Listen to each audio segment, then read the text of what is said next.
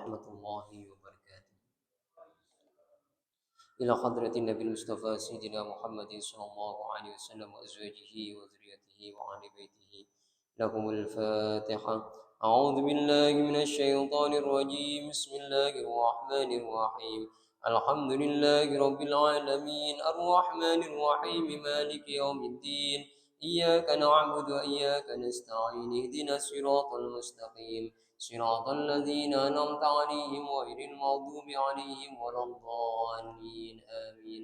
ثم لإخوانه من الأنبياء والمرسلين والأولياء والشهداء والصالحين والعلماء العاملين والمصنفين المخلصين وجميع الملائكة المقربين خصوصا الشيخ عبد القادر الجيلاني وأئمة الأربعة وأولياء الساقي صلى بأصوله وفرائه بأصوله وفرائه أبو حميد الغزالي وصحبه وفرائه الشيخ جنيد البغدادي وصحبه الشيخ أحمد الرفاعي وصحبه الشيخ ابن عربي وصحبه عبد الجليل قدس الله سره ونور ذرهم ويعلي درجاتهم. لهم الفاتحة. أعوذ بالله من الشيطان الرجيم. بسم الله الرحمن الرحيم. الحمد لله رب العالمين الرحمن الرحيم مالك يوم الدين إياك نعبد وإياك نستعين اهدنا الصراط المستقيم صراط الذين أنعمت عليهم غير المغضوب عليهم ولا الضالين آمين. وإلى حضرة ابن عبد السلام المسيسي وإلى حضرة الشيخ أبو حسن الزازيلي وإلى حضرة الشيخ أبو عباس المرسي والشيخ أبو العطاء الأسكندري وإلى حضرة ابن عجيب وإلى الشيخ الشرقاوي وتولى الشعراوي إلى حضرة أبويا السيد محمد النبي المالك وإلى روح الشيخ مربنا والشيخ محمد السندي قدس الله سره ونور ذرهم وعلي درجاتهم. لهم الفاتحة. أعوذ بالله من الشيطان الرجيم. بسم الله الرحمن الرحيم.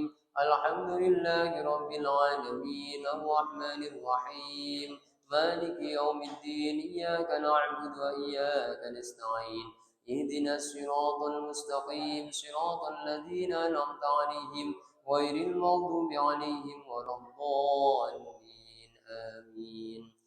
وإلى خالد شيخنا خالد إلى خالد يا شيخ الصالح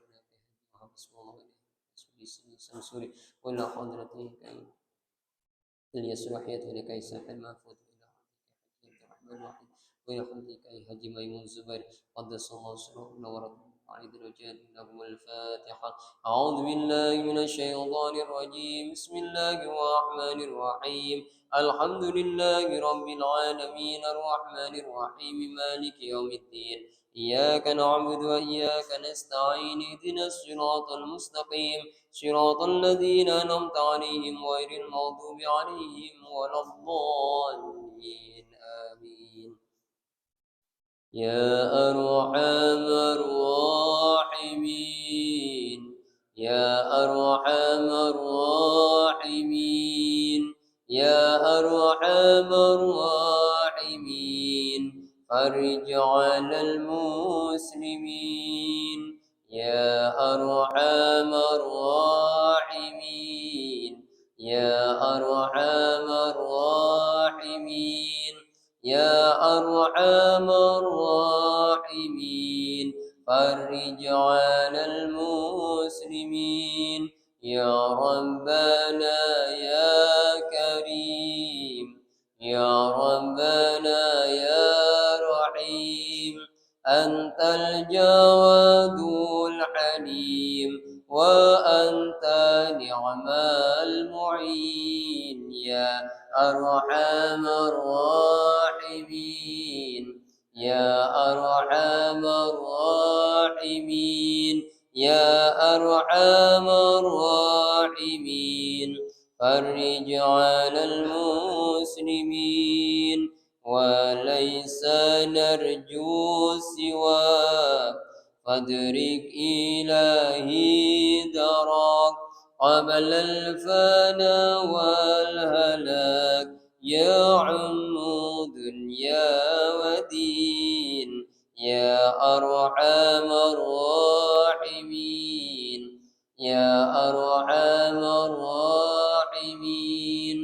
يا أرحم الراحمين فرج على المسلمين يا ربنا يا مجيب أنت السميع القريب ضاق الواسع الرحيم فانظر إلى المؤمنين يا أرحم الراحمين يا أرحم الراحمين يا أرحم الراحمين فرج على المسلمين بجاه طه الرسول جد ربنا بالقبول وهب لنا كل سول رب استجب لي أمين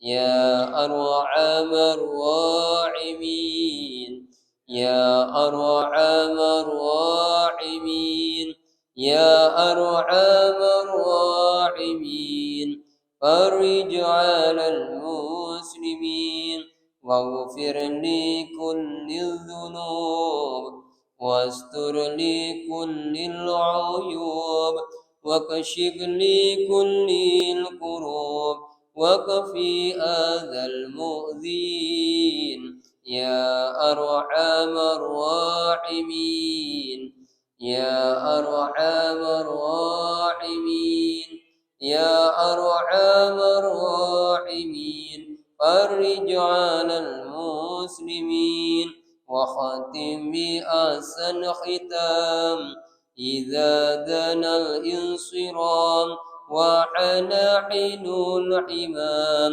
وزاد رشه الجبين يا أرحم الراحمين يا أرحم الراحمين يا أرحم الراحمين فرج على المسلمين ثم الصلاة والسلام على شفيع الأنام والآل نعم الكرام والصحب والتابعين يا أرحم الراحمين يا أرحم الراحمين يا أرحم الراحمين فرج على المسلمين.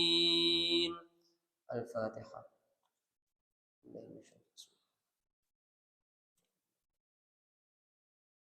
الحمد لله الحمد لله الذي أنزل السكينة في قلوب المؤمنين ليزدادوا إيمانا مع إيمانهم أشهد أن لا إله إلا الله وأشهد أن محمدا عبده ورسوله اللهم صل وسلم وبارك على سيدنا محمد عبدك ونبيك ورسولك النبي الكامل وعلى آله كما يليق بكمالك وعدد كمال أما بعد. Alhamdulillah, segala puji bagi Allah yang telah memberikan rahmat, hidayah serta taufiknya kepada kita. Pada malam hari ini kita bisa kembali bermuajah di majlis ini.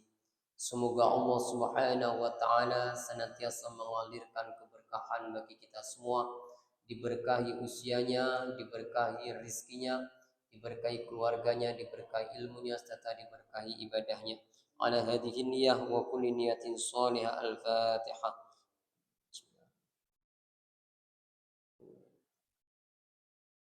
Alhamdulillah, pada malam hari ini kita telah sampai pada kalam hikmah yang ke-25. Qala al-musannif rahimahullahu ta'ala wa naf'ana bihi wa amaddana bi asrarihi wa afadha alaina min barakatihi wa ulumihi wa anwarihi wa nafahatihi fid darain. Amin Allahumma amin.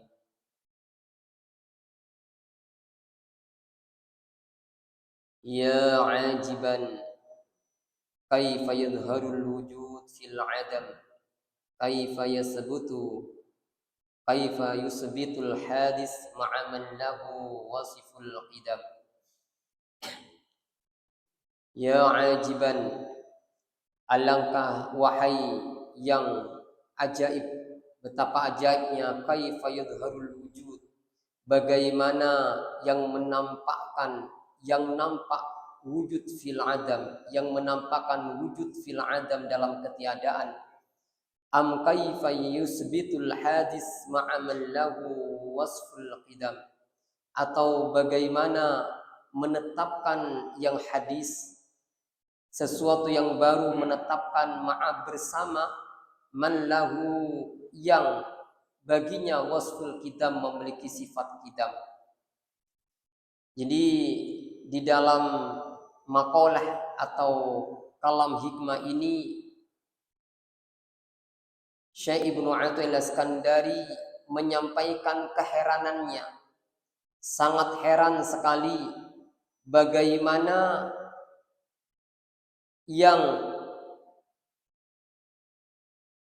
nampak sesuatu yang wujud dari dalam adam. Jadi bahwa yang ada hanyalah Allah Subhanahu wa taala. Sementara yang lain secara hakiki itu adalah adam atau tidak ada. Lalu bagaimana yang adam itu atau yang tidak ada itu bisa menghalangi yang ada? Jadi makhluk ini dahulu itu tidak ada, lalu kemudian diadakan oleh Allah Subhanahu wa taala. Pada saatnya nanti dia tidak ada lagi. Ya, dan yang mengadakan makhluk ini adalah Allah Subhanahu wa taala. Lalu bagaimana yang tidak ada ini bisa menghalangi yang maha ada? Jadi misalnya cahaya matahari itu adalah sifat dari matahari. Lalu bagaimana cahaya matahari bisa menghalangi matahari? Sama sekali tidak mungkin. Seperti halnya jika ada orang yang sedang dalam keadaan kelaparan, itu kelaparan adalah sesuatu yang tidak kita inginkan dan itu adalah hal yang negatif. Sejatinya kelaparan atau rasa haus itu menandakan adanya makanan. Ya. Ketika kita misalnya merindukan kebahagiaan karena kita ini berada dan terjebak dalam penderitaan, maka sesungguhnya itu memastikan ada namanya apa? Kebahagiaan. Ada kebahagiaan. Kalau kemudian kita tidak menemukan kebahagiaan di dunia, maka yakinlah kebahagiaan itu akan digelar oleh Allah, dibentangkan oleh Allah kelak di akhirat. Nah, di sini bahwa wujud yang hakiki itu adalah Allah Subhanahu wa taala. Di sini disebutkan oleh Ibnu Ajibah, al-wujudu wal 'adam diddan la yajtami'an, bahwa wujud dan ketiadaan, ada dan tidak ada itu berlawanan. La yajtami'an, keduanya tidak bisa berkumpul. Wal hadis wal qadim mutanafiyani la yaltaqiyan, yang baru dan yang qidam, yang dahulu itu saling bersinggungan dan tidak bisa dipertemukan keduanya. Ya. Wa qad taqarrara anna al-haqqa wajibul wujud, dan sungguh telah tetap sesungguhnya yang hak, yang benar, yang maha benar itu wajibul wujud, adalah wujud yang sebenarnya. Wa kullu ma siwahu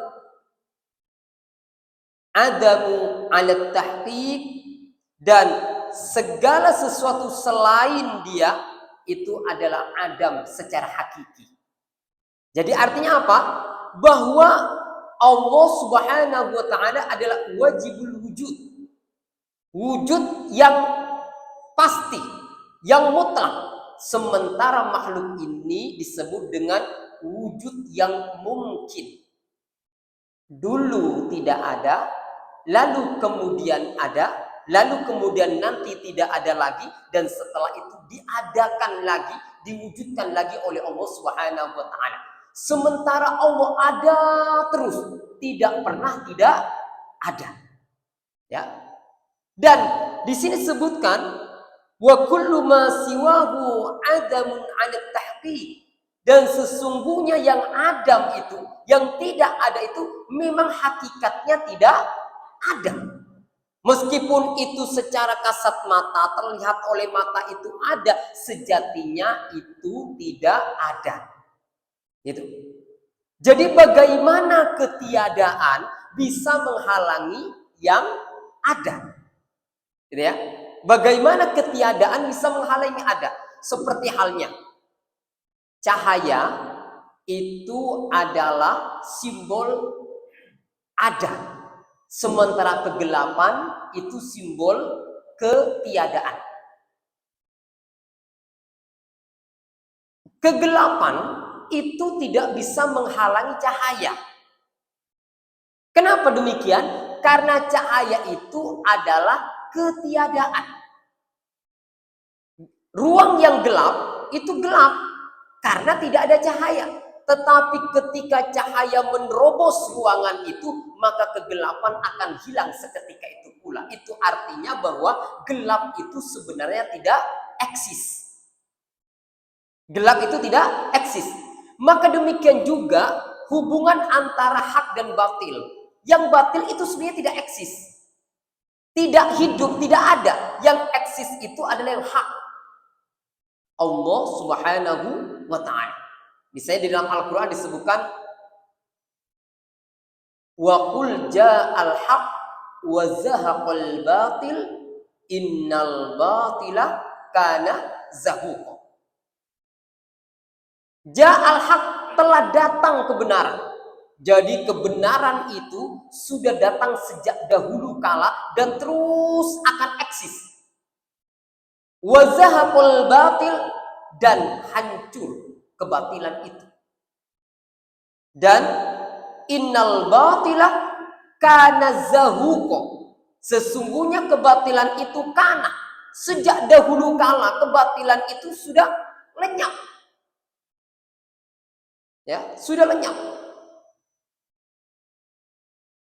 Maka itu yang menjadi filsafatnya Kartini, ya, terbitlah terang, habislah gelap, terbitlah terang. Jadi memang sejak dahulu kala kegelapan itu tidak ada. Buktinya apa? Buktinya ketika cahaya itu sudah ada dalam ruangan itu, maka kegelapan akan lenyap. Maka terkait dengan ini, guru saya selalu mengajarkan kepada saya, di dalam agama itu ada namanya amar ma'ruf nahi mungkar. Tapi tidak semua dai melaksanakan kedua-duanya sekaligus. Bisa saja dai itu hanya amar ma'ruf, tapi tidak nahi mungkar. Karena nahi mungkar ini memiliki beberapa persyaratan. Nahi mungkar ini seketika di dalam pemerintah itu masih ada aparatur negara, ada aparatur yang bisa memberikan kenyamanan, maka dai ini harus menghubungi kepolisian, menghubungi tim pengamanan untuk nahi mungkar. Tidak bisa kita melakukan nahi mungkar dengan gerakan kita sendiri, dengan inisiatif kita sendiri. Tapi nahi mungkar itu harus dengan kerjasama bersama aparat terkait. Sementara amar ma'ruf bisa dilakukan oleh siapa saja. Nah, kenapa demikian? Karena sesungguhnya, kata guru saya, kemungkaran itu adalah seperti gelap. Sementara hak itu atau amar ma'ruf itu adalah seperti cahaya. Maka kalau dalam ruangan itu ada kegelapan, kita harus terus menghadirkan pelita, menghadirkan cahaya di ruangan itu. Maka meskipun kita tidak menyingkirkan kegelapan itu dengan kegelapan, maka dengan sendirinya kegelapan itu akan lenyap. Ya, dengan sendirinya kegelapan itu akan lenyap. Maka itulah kenapa kita lebih menekankan amar ma'ruf.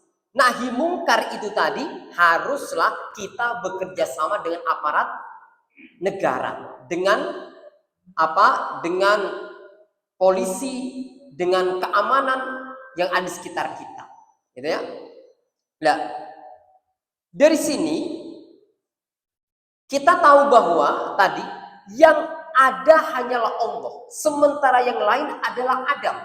Jika demikian, maka sebenarnya wujud yang hakiki itu adalah Allah. Ketika wujud yang hakiki itu adalah Allah, maka semua apa yang memancar dalam kehidupan ini sebenarnya adalah refleksi dari kehendak Allah Subhanahu wa Ta'ala. Ini nanti sangat efektif sekali untuk menjaga agar kita tidak mudah sakit hati dengan perlakuan orang lain, dengan sikap orang lain. Misalnya begini, kita sering kali merasa sakit hati oleh karena ucapan orang lain yang nyelekit, dan itu kadang bisa bertahan dalam durasi waktu yang sangat panjang. Dan itu tak jarang membuat kita bukan hanya sakit secara hati, secara batin, tapi kemudian akan merambat menjadi penyakit fisik. Ada di dalam ilmu psikologi itu disebut dengan psikosomatis. Psikosomatis itu adalah bermula dari penyakit hati, kemudian merambat menjadi penyakit fisik. Ya, kenapa demikian? Kenapa kita kemudian begitu sakit dengan perkataan orang lain? Karena kita menganggap perkataan itu datang dari orang. Tetapi ketika kita mengerti tauhid ini, bahwa semua apa yang diucapkan orang lain, yang dilakukan orang lain, itu sejatinya adalah berasal dari Allah. Jika Allah tidak menghendaki dia mengatakan sesuatu, maka perkataan itu tidak akan meluncur dari lisannya dia. Ya, tidak akan pernah meluncur. Itu yang saya sampaikan kemarin. Wa ma tasya'una illa ay yasha'allahu rabbul alamin. Tiada yang kalian kehendaki kecuali itu adalah kehendak Allah. Ya, kalau itu adalah kehendak Allah, berarti sesungguhnya manusia itu tidak punya free will. Kan kalau orang barat mengatakan manusia itu punya free will, punya kehendak bebas. Tidak. Manusia tidak punya kehendak bebas. Jika manusia punya kehendak bebas, maka semua apa yang dikehendaki bisa terwujud. Tapi nyatanya banyak sekali apa menjadi kehendak kita yang tidak terwujud. Gitu? Tidak semua kehendak kita terwujud. Itu artinya manusia tidak punya free will. Dan konsekuensinya, apabila semua orang punya free will dan mampu mengeksekusi apa yang menjadi kehendaknya, maka akan terjadi benturan. Akan terjadi benturan antara satu keinginan dengan keinginan yang lain. Ternyata manusia hanya punya keinginan, tapi manusia tidak punya kehendak bebas untuk bisa mengeksekusi apa yang dia inginkan. Nah, kenapa demikian? Kita memahami ini bahwa kesemua kehendak itu sebenarnya mengalir dari Allah. Karena belajar tadi bahwa yang wujud sejati itu adalah Allah. Berarti yang punya hidup itu siapa? Allah. Kalau yang punya hidup itu adalah Allah, berarti hanya satu-satunya yang punya kehidupan itu adalah Allah. Sementara manusia itu hanya mendapatkan kehidupan dari Allah Subhanahu wa Ta'ala. Hidupnya dari Allah, kuasanya dari Allah, ilmunya dari Allah, kehendaknya juga sebenarnya dari Semua dari Allah. Nah, kalau kita menyadari ini semua dari Allah, maka kita akan mengembalikan semuanya kepada Allah. Dalam Al-Quran disebutkan di sini, وَلَنَبْلُوَنَّكُمْ مِنَ الشَّرِّ وَالْخَيْرِ فِتْنَةً وَإِلَيْنَا تُرْجَعُونَ. Kami sungguh akan menguji kalian dengan kebaikan, dengan keburukan dan kebaikan sebagai ujian. Wa ilaina turja'un, dan kepada kami kalian dikembalikan. Maksudnya apa ini? Ketika kita ini ujian-ujian itu semua sejatinya datang dari Allah. Manusia yang datang dalam kehidupan kita, apakah dia datang dengan tampilan protagonisnya atau dia datang dengan tampilan antagonisnya, itu semua adalah bentuk kehadiran Allah. Ya, bentuk kehadiran Allah. Kenapa disebut bentuk kehadiran Allah? Karena semuanya, pemahaman kita itu semua tidak memiliki kehendak bebas. Ya, kehendak bebas, nggak ada kehendak bebas dia. Itu semua dikondisikan oleh Allah Subhanahu wa Ta'ala. Apalagi kalau kita memahami di dalam Asmaul Husna itu ada namanya Al-Jabbar. Al-Jabbar. Al-Jabbar itu maha memaksa. Maha memaksa. Contohnya begini. Manusia tidak bisa menetapkan hidayah untuk dirinya. Hidayah itu ditetapkan oleh Allah untuk orang yang dipilih oleh Allah. Ya toh? Jadi manusia tidak punya kemampuan bagaimana saya mendapatkan hidayah. Karena hidayah itu hak prerogatif Allah. Ya toh? Bahkan kalau hidayah itu kita punya kemampuan memberikan hidayah, Nabi Nuh yang paling mampu memberikan hidayah kepada istrinya, kepada anaknya. Tapi nyatanya beliau tidak mampu memberikan hidayah kepada anaknya dan kepada istrinya. Ya toh? Kenapa? Karena hak prerogatif hidayah itu datang dari Allah. Makanya saya bilang, jika kita marah kepada anak kita, dan terus kenapa anak kita dimarahi? Karena tidak pernah nurut sama perkataan kita. Apakah kita Tuhan yang bisa memaksa setiap perkataan itu diikuti oleh anak kita? Karena yang membuat anak itu kemudian nurut kepada kita juga bukan kita, Allah Subhanahu wa Ta'ala. Misalnya seorang murid, seorang guru katanya Gus Baha, seorang guru memberikan fatwa, menyampaikan saran-saran kepada muridnya, tapi muridnya nggak ikut, lalu dia marah. Lalu memang kamu Tuhan yang bisa memberikan hidayah kepada muridmu, muridmu kemudian harus sesuai dengan cara dan perspektifmu? Ya tidak. Yang memberikan hidayah itu hanyalah Allah, dan kita sebagai guru hanyalah tabligh, menyampaikan. Hidayah itu wilayah Allah. Nah, kemudian misalnya Rasulullah begitu cinta kepada Abu Thalib, sampai kemudian Rasulullah itu berjuang bagaimana di akhir hayatnya Abu Thalib itu masuk Islam. Sampai antara Abu Lahab sama Abu Lahab atau Abu Jahal sama Rasulullah itu saling meneguhkan.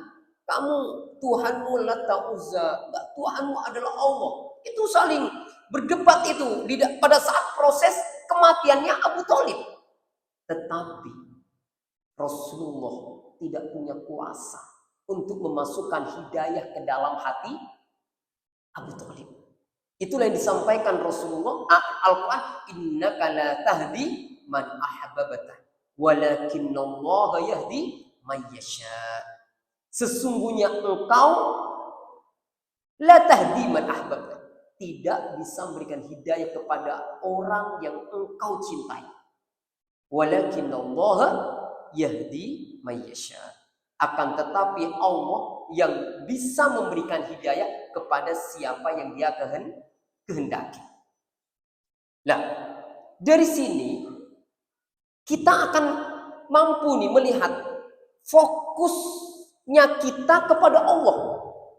Ketika ada orang menguji kita, maka kita selalu sadari orang itu tidak memiliki kehendak independen untuk menguji saya, untuk berkata seperti itu. Dia berkata begitu, itu adalah digerakkan oleh Allah dengan pakai konsep apa tadi? Wa ma tasya'una illa ayyasha Allah.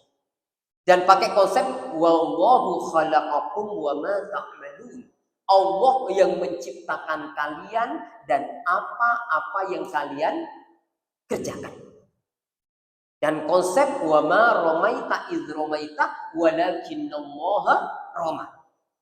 Nah, karena ini perbuatan Allah, tapi jangan kita bertanya kenapa kau berbuat begini, karena Allah juga memberikan penegasan kepada kita, la yus'alu amma yaf'alu wa hum yus'alu. Dia tidak boleh ditanya tentang apa yang dia kerjakan kepada kamu, tetapi mereka akan ditanya oleh Allah Subhanahu wa taala. Kita kan kadang bertanya, kenapa ya Rob kau memberikan ujian seperti ini kepada saya? Kenapa kau bertubi-tubi memberikan ujian begitu besarnya kepada saya? Katanya Allah, kamu jangan bertanya itu kepada aku. Gak usah bertanya, ridho saja. Ridho saja. Ya, kan kita kadang-kadang kan kalau sudah mau putus asa, saya sudah sholat, saya sudah melakukan amal soleh, saya sudah bersedekah, sudah nyantuni anak yatim. Tetapi kenapa kau masih menguji kami seperti ini ya Rob? Itu sebenarnya menurut Allah tidak boleh kamu bertanya begitu. La yus'alu amma yaf'alu. Dan dia tidak boleh ditanya tentang apa yang dia lakukan, tetapi wahum yus'alun, akan tetapi mereka akan ditanya oleh Allah Subhanahu wa taala. Nah, konsepnya begini. Ketika kita ngerti ada namanya tauhidul af'al, satunya perbuatan, bahwa hanya ada satu aktor tunggal, yakni Allah Subhanahu wa taala, maka kita selalu menyadari semua apa yang terjadi kepada kita itu adalah yang terbaik karena semuanya minallah. Semuanya dari Allah. Tetapi kalau orang tidak menyadari ini, maka dia akan selalu mencari kambing hitam. Saya ini ada seorang yang curhat kepada saya. Karena dia diuji oleh bertubi-tubi ujian. Setahun ini banyak sekali rangkaian ujian yang harus dia hadapi. Lalu kemudian dia bertanya, mengapa saya diuji seperti ini? Lalu kemudian setelah itu dia berpikir, oh mungkin saya ini kena sihir. Mungkin ada orang yang guna-guna saya. Mungkin ada orang yang menyantet saya.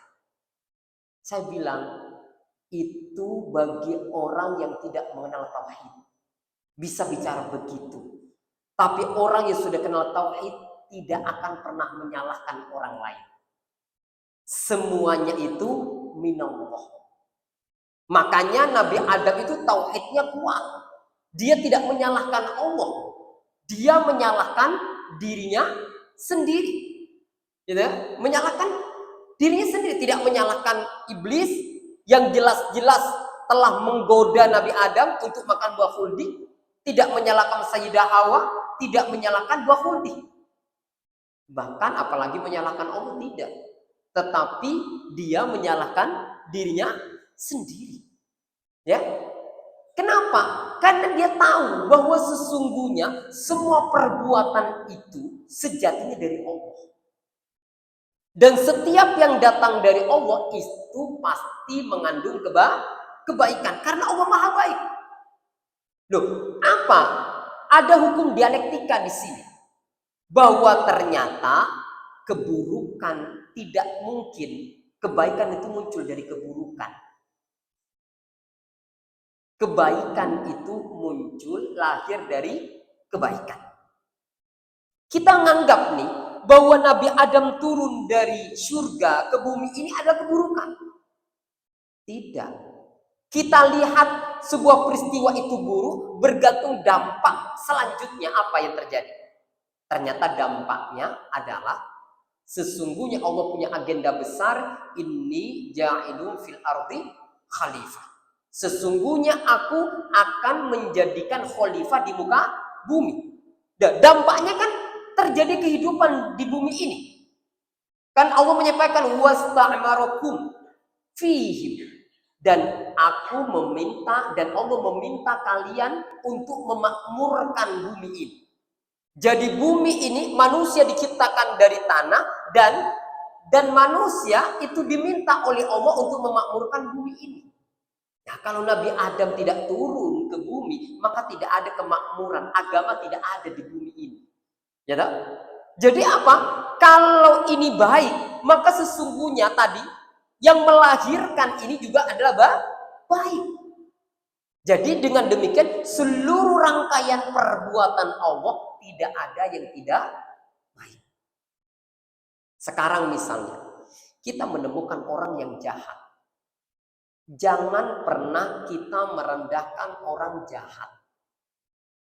Boleh jadi kejahatan itu untuk menampakkan kebaikan. Sekarang orang mengiklankan, menjelaskan tentang masalah kemaksiatan itu begitu masif, begitu dahsyat. Tetapi soal dakwah itu kita masih masih setengah-setengah. Dengan alasan apa tadi? Dengan alasan tidak ikhlas. Kalau saya ngirim video nanti dikira nggak ikhlas. Ya toh, dikira nggak ikhlas. Tetapi kalau keburukan, banyak yang menebarkan keburukan. Menebarkan kebaikan itu mikir-mikir, takutnya tidak ikhlas. Dalam kondisi seperti ini seharusnya kita ini tidak boleh mikir ikhlas dan tidak ikhlas, sudah berdakwah saja. Karena kalau kita berhenti berdakwah, justru nanti keburukan makin berkuasa. Jadi kalau ada keburukan, agar motivasi kita muncul untuk berdakwah. Nah, kalau orang sudah baik semua, apa perlu dakwah? Nggak perlu dakwah. Ya, nggak perlu dakwah. Nah, kemudian misalnya, dengan adanya kejahatan, dengan adanya orang berbuat maksiat, maka itu kebaikan pula. Boleh jadi ini adalah jalan untuk mengaktifasi sifat al-afu dan sifat halimnya Allah. Allah itu maha memaafkan dan maha lemah lembut kepada pelaku dosa. Jika kemudian semua orang baik, maka ini, kata Musbah, ini nggak aktif ini. Al-afu, al-ghafur, al-halim, ini nggak aktif ini. Karena al-halim itu beda dengan as-sabur. Kalau al-halim itu, kalau as-sabur itu kita sabar kepada kebaikan orang, keburukan orang lain. Tapi kalau al-halim itu bahkan bisa berbuat baik kepada orang yang berbuat jahat. Ya. Misalnya di dalam pekerjaan. Dalam pekerjaan. Ada orang yang troublemaker ini. Membuat onar terus di dalam kantor. Ini jelek menurut kita. Oh tidak. Tidak jelek. Kamu mungkin amal ibadahmu sedikit di sisi Allah. Lalu didatangkan oleh Allah troublemaker ini. Yang bikin masalah terus ini. Dan kamu diberi kesabaran dalam hatimu oleh Allah menghadapi manusia ini. Maka ketika engkau sabar, kamu akan mendapatkan pahala tanpa batas. Innama yuwaffas sabiruna ajrahum bighairi hisab. Nah, bagaimana kita mendapatkan pahala tanpa batas? Dengan sabar. Tapi sabar tidak bisa kita dapatkan kalau tidak ada yang disabari. Ini selalu yang jadi konsep guru saya. Kamu tidak bisa disebut sabar kalau tidak ada yang bisa sabari. Jadi justru kamu itu nanti ketika sudah tahu makommu di hadapan Allah, kamu justru akan berterima kasih nih kepada orang yang seringkali berbuat onar ini. Jika kita mendapatkan kebaikan dari orang yang berlaku buruk ini, apakah orang ini buruk menurut kita? Tidak, orang ini adalah baik karena dia hanya dijadikan pionnya Allah, sarana dari Allah untuk meningkatkan kesabaran kita. Ya, itu kan semuanya rangkaian dari Allah semua. Selama ini kan kita selalu menganggap parsial, menganggap terpisah, separatif antara Allah dan makhluk. Oh, ini perbuatan Allah. Kalau Allah yang berbuat nggak apa-apa lah. Tapi kalau makhluk yang berbuat, sebentar dulu kan gitu kan. Seolah-olah perbuatan makhluk itu ya perbuatan makhluk secara mandiri, perbuatan Allah itu adalah perbuatan Allah. Ya toh?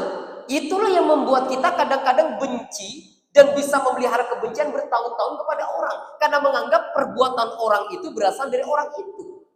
Tapi sejatinya tidak. Pada hakikatnya itu semua perbuatan berasal dari Allah. Dijelaskan di dalam kitab Syarah Al-Asmaul Husna. Apa sih jasanya Sulaiman itu? Sampai Nabi Sulaiman itu diberi anugerah yang begitu besar oleh Allah.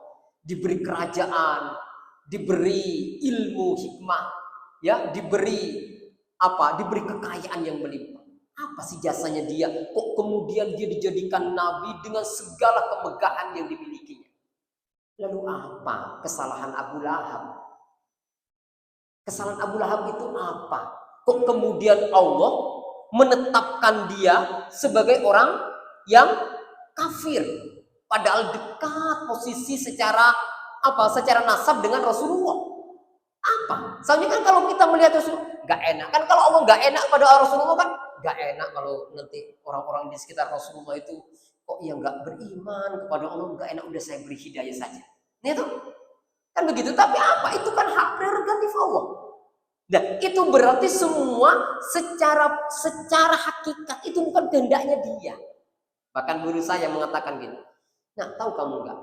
Sebelum tabat yada Abi Lahab wa tab itu diturunkan oleh Allah. Diwahyukan oleh Allah. Itu sudah ada di Lauhil Mahfuz sana.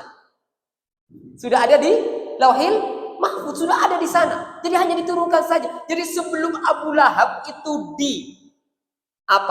dikutuk oleh Allah, bahkan dilahirkan, itu sudah ada catatannya di sana. Ya toh? Berarti ini sudah ada blueprintnya dari Allah. Itu juga yang disampaikan oleh Nabi Adam kepada Nabi Musa. Ketika Nabi Musa mengatakan, wahai Adam, karena kami ini jadi kesulitan hidup di dunia ini. Oh, karena aku, katanya Adam. Kamu tahu enggak bahwa itu di Taurat, kamu tahu enggak bahwa sesungguhnya aku ini telah diprogram oleh Allah bahkan sebelum aku dilahirkan, sebelum aku diciptakan, sudah diprogram oleh Allah akan turun ke bumi, gitu ya, akan turun ke bumi. Itu hanya modus operandinya Allah saja, modus operandi caranya Allah. Bagaimana caranya Adam itu turun ke bumi? Ya, modus operandinya dengan buah khuldi. Buah khuldi itu apa sih? Ya seperti mangga lah, kan mangga itu netral. Ya, kalau mau dimakan, mangga itu netral. Tapi ketika dilarang, itu menjadi haram. Ya kan gitu aja. Ya kan? Buaya, semua kenikmatan ini boleh kamu makan, ada kecuali buah khuldi saja nggak boleh. Ini kan penasaran, ini kenapa kok nggak boleh? Ya kan? Kenapa kok nggak boleh? Yang lain boleh, kan gitu. Nah, ini maksudnya apa? Bahwa semua itu adalah afalnya Allah. Dan karenanya dengan demikian, atas apa yang kita lakukan, kita tidak jumawa, tidak sombong, tidak angkuh. Dan atas apa yang dilakukan orang lain kepada kita, kita tidak ada kebencian. Itu maksudnya. Karena kebencian itu hanya akan merusak jiwa kita sendiri. Kadang kan kita kan pada orang yang gak baik, maksiat itu kan benci banget. Makanya kita jangan benci, katanya kan, jangan benci sama orangnya. Benci sama perbuatannya. Benci sama perbuatannya agar kita tidak melakukan perbuatan seperti itu. Maka itu yang dilakukan oleh seorang kiai begini. Ketika dia masuk ke bis, tiba-tiba di bis itu ada pencopet. Kiai ini bawa dompetnya diambil, ditarik oleh pencopet ini tanpa sepengetahuan kiai itu. Orang-orang bilang, kiai itu tadi ada pencopet yang ngambil dompetnya kiai. Dia bilang apa? Alhamdulillah, alhamdulillah. Loh, kenapa kiai? Iya, karena saya tidak diperankan sebagai pencopet. Saya diperankan sebagai yang dicopet. Karena semua itu sudah diperankan oleh Allah, ditetapkan oleh Allah semua. Maka kita tidak bisa memilih peran kita ini. Peran kita saat ini itu adalah peran yang diberikan oleh Allah Subhanahu wa Ta'ala. Dan ending dari kehidupan kita tidak pernah tahu. Tidak pernah tahu. Boleh jadi dia jahat sekali sepanjang hidupnya, tapi di akhir kehidupannya dia husnul khotimah. Kita nggak pernah tahu. Ini kan semua permainan masih. Permainan. Akhir end game-nya itu, end game-nya ketika kematian tiba. Apakah kita husnul khotimah atau su'ul khotimah? Dan kita saat ini belum bisa memberikan konklusi, kesimpulan. Apakah saya husnul khotimah atau su'ul khotimah? Makanya kita selalu menyadari, oh ini semua perbuatan Allah dan pasti ini ada hikmah, ada pelajaran yang bisa kita ambil dari setiap perbuatan Allah. Ya, itu mungkin yang bisa saya sampaikan terkait dengan kalam hikmah ini. Semoga kita dengan memahami kalam hikmah ini kita lebih wise, lebih bijaksana, ya, menanggap, merespon orang lain. Dan kita selalu mengembalikan seluruh urusan yang kita alami kepada siapa? Kepada Allah Subhanahu wa Ta'ala. Inilah kesadaran yang selalu ditanamkan oleh guru saya, kesadaran inna lillahi wa inna ilaihi raji'un. Akarnya dari Allah, nanti kemudian kembalinya kepada Allah Subhanahu wa Ta'ala. Sementara kita hanya kanal saja, hanya saluran dari setiap af'alnya Allah Subhanahu wa Ta'ala. Mungkin itu saja bisa saya sampaikan. Semoga ini bermanfaat bagi kita semua. Wal afu minkum. Wassalamualaikum warahmatullahi wabarakatuh.